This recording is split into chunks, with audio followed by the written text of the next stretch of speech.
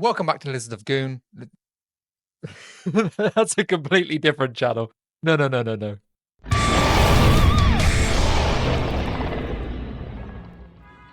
Welcome back to Lizard of Doom. I am Max, Lizard of Doom. Doom, not Goon. This is another Lizard Look. This is a series where I reach out to people generally and ask them for their product in return for a review. Now, these are unpaid reviews normally, and this is something I'm quite eager to do on the channel. I get a lot of people email me to send me products to review them, and quite frankly, I'm not interested in them. And if they want advertising, they can pay for it. But when I reach out to a company asking them, it's something I am interested in. And this is what's happened here. So the company I'll be reviewing today is Warmag. They have a new website. They asked me to tell you the link to that. That is warmag.com. I'll link that down below as well. They have storage systems for miniatures, and specifically they are starting to release stuff for Warhammer, only for the bases for Warhammer. You'll see in a minute. So I am like many other pay pigs for Games Workshop, and I have official Warhammer cases. A lot of these were ones I bought a long time ago when I worked in the store, and I am still using them today. There has to be a better way.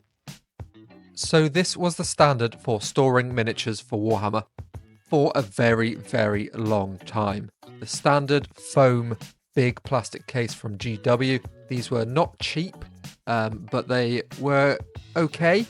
Bigger models like an ogre were harder to squeeze into these little sections, and what would happen over time is you'd end up rubbing paint off the high points and bits that stuck out. This was not good. This guy survived pretty well. He's been in there for 10 years, so not bad. These cases were probably optimal design from GW, and they have done away with them a long time ago now. The new ones are really weird, but I'll get into that in a minute. Something I used to like was this old pick and pluck foam that they did in the bigger cases for vehicles and monsters. You can see that this one's rammed with all bits and bobs I've collected over the years in here. But how else would you store a monster like this? Something with a lot of spindly details that would be easy to snap off. You need something kind of custom fitted to this, and this pick and pluck foam would allow you to do that. And for something with a bigger base like this, it was really hard to find a case that fit, so you'd have to use the pick and pluck foam for this as well. So after this era of Games Workshop cases, they started something strange. They started these new type of cases, which they still sell today, have this kind of zigzag foam in them. Now this zigzag foam is rubbish, because when you put models in like the top bit of the zigzag foam, it then pushes all the other zigzags down a bit, and by the time you get to the other end filling it up, there's no room in that end because all the zigzags have been pushed down. Crap. And prices start on that case at £44 and go all the way up to £115. The other option they have is for small kill teams. It's called the Stormbolt Skirmish Case. Weird little rubber nipples. What the hell? What the hell is this case? I've never used one of these. If you have one of these, tell me if they work, because they look strange. There has to be a better option than this, and magnets could be the way. So let's have a look at the Warmag product, and then I'll tell you what I think of it after we've had a deep dive look at how the system works. Now, Warmag are the company that I'm going to be looking at today. They have sent me out some stuff on my request. This is not paid for. Their website is warmag.com. So if you want to check them out, go to warmag.com. Again, not being paid to promote this. They've sent me out the box, the base plate, and the magnets they offer for all of their systems. There's over 90 base plates to choose from. There's loads of choice for your specific army and a bunch of generic ones too. Now the boxes are these clear but coloured, useful boxes, and they are recycled. 100% recyclable is really good in a hobby with this much plastic waste, so I'm glad to see that. And also, you can see through them, so no more searching for your minis in case after case. But you can get opaque ones if you want. These two are the base plates I've gone for my Space Marine army. I did them in a red desert style, so these two base plates are really suitable to go with this theme and make it look cool while they're in the case.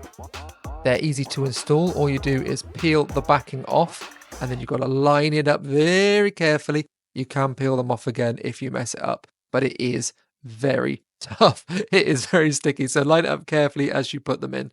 And then that's done. You're ready to put your models on top of this once you've fixed the magnets to their bases. I actually found it easier to do the bigger box because it helped you line it up on the way down because the sides guide you in. Now the bigger box, this is the 9 litre, the smaller is the 4 litre. You can get XL, which has extra height for really tall miniatures, so that's good. And now the magnets for the bases. There are 2 styles of magnets for the bases. These are their older ones, a magnetic layer with sticky backing on the back. You just peel off the backing and put them on the edge of the base rim. This means that the magnets are visible when you put them under your miniature. This is not fantastic, I've got to be honest. This is an honest, unpaid review. So you can see the edge of this magnet when I put it on this chaplain. Yeah, you can see it doesn't add too much to it, but it's not perfect. But they are doing something I am very excited about with their next type of magnet. Once the magnet is on the base, you can put them in the case. It grips on really, really firmly. It takes a bit of pressure to pull them back off, so you know they're safe when they're in there. I do like this. It does feel good and like it's not going to fall off there anytime soon. No wiggle at all. Stays where it's put. Perfect. Now this type of magnet is the future. This is their new type of magnet and it is what they should all be. If I can get the edge in focus there, this is like a layer of foam underneath the magnet. And these ones have been cut to go in the base. So on the website, it says the size that the magnets are to fit a 32mm base. So these ones fit within the base rim. These are specifically designed for Warhammer. These are for Warhammer bases, and this is a lot better. So here we've got one of my jump pack boys, and if I peel the backing off the magnet, it fits like a glove inside that rim. Oh, perfect. This is the way forward. This is their new ones, and they want me to promote these, and I can see why. This is going to be, hopefully, what the next releases are like. For all of their magnets, I think this is the way forward. And again, you can see, once you put them in, zero wiggle room, you ain't going nowhere. So they very kindly sent me out enough magnets to do not only all of this army, but all of the future plans for this army I have too. They will all be using the Warmag system for me to transport them to game days, and this is something I'm going to be doing to the whole army when I build the rest of it. This is going to be a 3,000 point army. I'll probably need to get one more box, but I think a 3,000 point Space Marine army will fit in 3 boxes. That's not bad. Now, for a rather important test. You can see that there's a lot more space in here. I could get a few more characters in this box, but we need to do the bash test. Let's see how hard I need to hit it to get them to fall off. Okay, so far.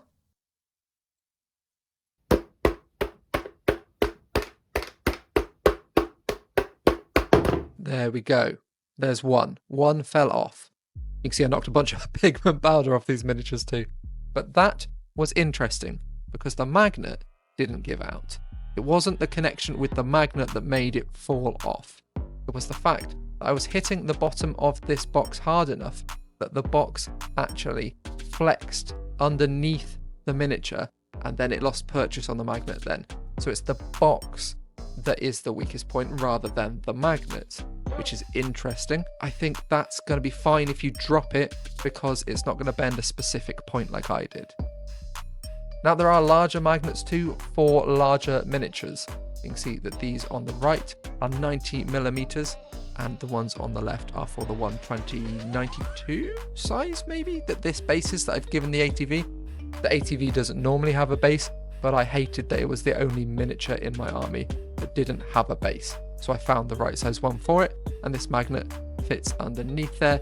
But this is again one of the old style ones, so you can see it round the edge. Yeah, I do think the move to those padded insert ones is a fantastic way that this company is going, but they're not quite there yet. Only various infantry sizes have those little foam bits and the insert sizes for them, but I'm sure that they'll be coming out with them soon for all the rest of the magnets. It's a really good plan. If you're listening to this, which they are because I'm going to send them this video, do this on all of them. This is a 90mm magnet and this base is 100mm, so it fits within it nicely, and this base actually has like plastic crossbars underneath for strength, so it sticks to them a lot better than when it pokes out around the edges. Now this is the bigger box, this is the 9 litre, and you can see that there is plenty of height in here for taller miniatures. The tank fits really nicely in here, so if you've got a bunch of tanks you need to transport, this is ideal. There is plenty of clearance on those spindly radio signal towery bits at the back. Aerials. Those things are called aerials, Max. I have actually broken one of these off, that one there, but there's plenty of clearance here for it now I've repaired it. And also, there is enough height to put one of these speeders in there, almost perfectly.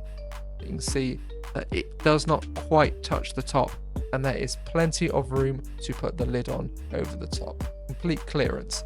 So even something small on a flying stand will fit in this one, but anything bigger than that may need the extra large with the extra bit of height on it. And you can see your miniatures through it, so you can see what's in there and that make sure you've got everything for game day without unpacking everything. Fantastic. They also stack nicely for storage, which is great because those old big cases slid everywhere, and they come with stickers that match your base plates, so you can write on them what you've put in there, or your army name, or whatever you want, peel them off, and then put them on the box. These are a really nice idea and a nice little touch. So now we've had a deep dive at how the system works, how you set it up, and how the cases look. Let's have a look at price. You can get bundles.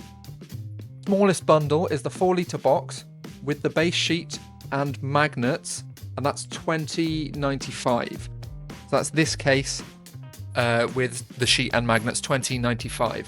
I genuinely think you could get as much in this case as you get in the small Citadel case. Sorry, I've got my computer screen down here. The small Citadel case is £44. This is $20.95. That's half the price. That is decent, and in comparison, the amount of foam that comes in that small figure case, you get 4 times that in the big case. Am I correct? No, I'm not correct. Yes, I am correct. Yes, I am correct. You get 4 times that in the big case, which is £115. But 4 of these, and they stack quite nicely and take up about the same amount of room, would be about £80, just over £80. So if you're storing that amount of miniatures, that would be £80 just for this one. But I'm betting in an army you're going to have bigger ones, so you'd need the bigger box, and the bigger box is $23.95. So that's only £3 more than this box for the bundle I'm talking here. In this box, which is twice the height of that box, and if you've got big miniatures in your army, you're going to fill up half of the big Citadel case with the big miniatures. So I reckon you need 1 of these and 2 of these to fill the same amount. So that would be about £65. £65 compared to the Citadel case, which is £115. So it's almost half the price to go with a Warmag system than a Citadel system to store your miniatures. That's pretty damn good. You can't argue with the pricing on this compared to Games Workshop. About half the price to store your miniatures. Top marks for price, I guess. Now, my overall rating for this. This is going to come in at 4 out of 5 lizards. That is because they need to move more towards the foam-topped magnets that go in the other bases. If they move everything over to that, 5 out of 5 lizards, no fault. This company is really good. They only lose that 1 lizard because all the magnets that are larger at the moment, you can see them around the edge of the base. Once they move all those magnets over, perfect. So thank you Warmag for sending all this stuff out for me to review on the channel. Thank you to my Patreons over here right now. If you would like to join them and help support this channel, that is up there and also in the description below. As you can see, no sponsor on this video, so check out the merch over at lizardofdoom.com. And remember, it is not a pile of shame, it is a pile of future fun. See you next time, kids. Peace.